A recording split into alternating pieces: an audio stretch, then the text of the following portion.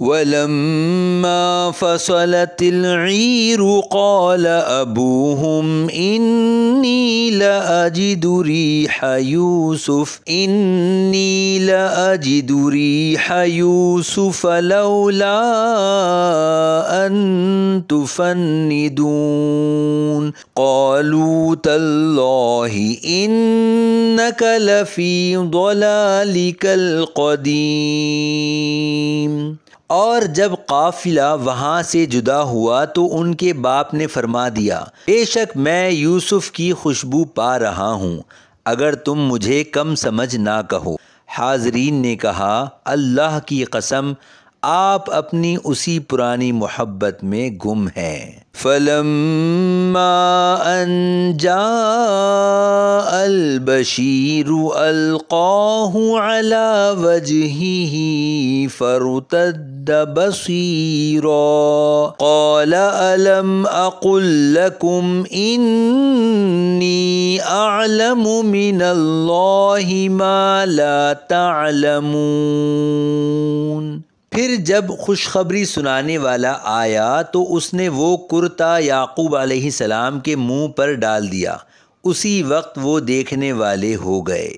یعقوب علیہ السلام نے فرمایا، میں نے تم سے نہ کہا تھا کہ میں اللہ کی طرف سے وہ بات جانتا ہوں جو تم نہیں جانتے۔ قالوا يا أبانا استغفر لنا ذنوبنا إنا كنا خاطئين قال سوف أستغفر لكم ربي إنه هو الغفور الرحيم۔ بیٹوں نے کہا، اے ہمارے والد، ہمارے گناہوں کی معافی مانگیے، بے شک ہم خطا کار ہیں۔ فرمایا، عن قریب میں تمہارے لیے اپنے رب سے مغفرت طلب کروں گا، بے شک وہی بخشنے والا مہربان ہے۔ فَلَمَّا دَخَلُوا عَلَى يُوسُفَ آوَى إِلَيْهِ أَبَوَيْهِ وَقَالَ ادْخُلُوا مِصْرَ إِن شَاءَ اللَّهُ آمِنِينَ۔ پھر جب وہ سب یوسف علیہ السلام کے پاس پہنچے تو انہوں نے اپنے ماں باپ کو اپنے پاس جگہ دی اور کہا، تم مصر میں داخل ہو جاؤ، اگر اللہ نے چاہا تو امن و امان کے ساتھ۔ وَرَفَعَ أَبَوَيْهِ عَلَى الْعَرْشِ وَخَرُّوا لَهُ سُجَّدًا وَقَالَ يَا أَبَتِ هَذَا تَأْوِيلُ رُؤْيَايَ مِن قَبْلُ قَدْ جَعَلَهَا رَبِّي حَقًّا وَقَدْ أَحْسَنَ بِي إِذْ أَخْرَجَنِي مِنَ السِّجْنِ وَجَاءَ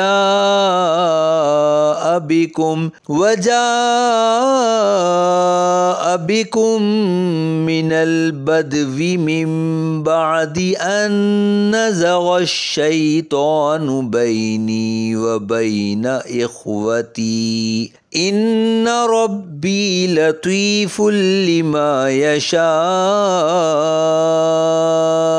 إِنَّهُ هُوَ الْعَلِيمُ الْحَكِيمُ۔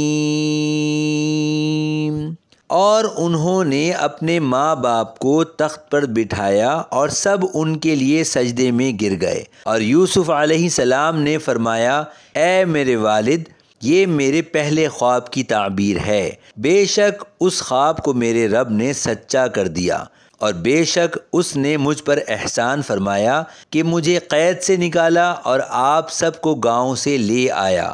اس کے بعد کہ شیطان نے مجھ میں اور میرے بھائیوں میں ناچاقی کروا دی تھی، بے شک میرا رب جس بات کو چاہے آسان فرما دے، بے شک وہی علم والا حکمت والا ہے۔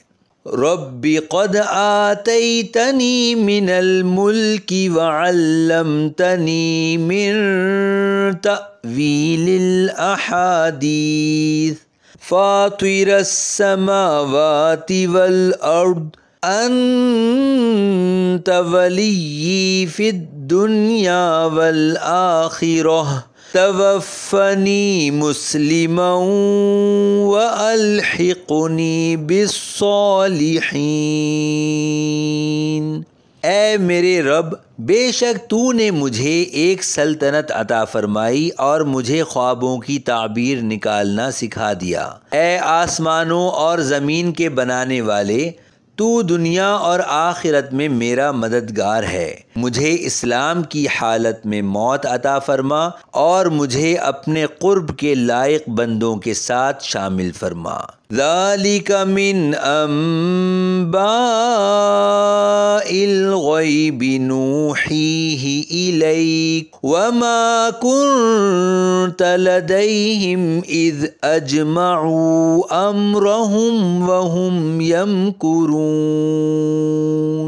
یہ کچھ غیب کی خبریں ہیں جو ہم تمہاری طرف وحی فرماتے ہیں، اور تم ان کے پاس نہ تھے جب انہوں نے پختہ ارادہ کر لیا تھا اور وہ سازش کر رہے تھے۔ وَمَا أَكْثَرُ النَّاسِ وَلَوْ حَرَصْتَ بِمُؤْمِنِينَ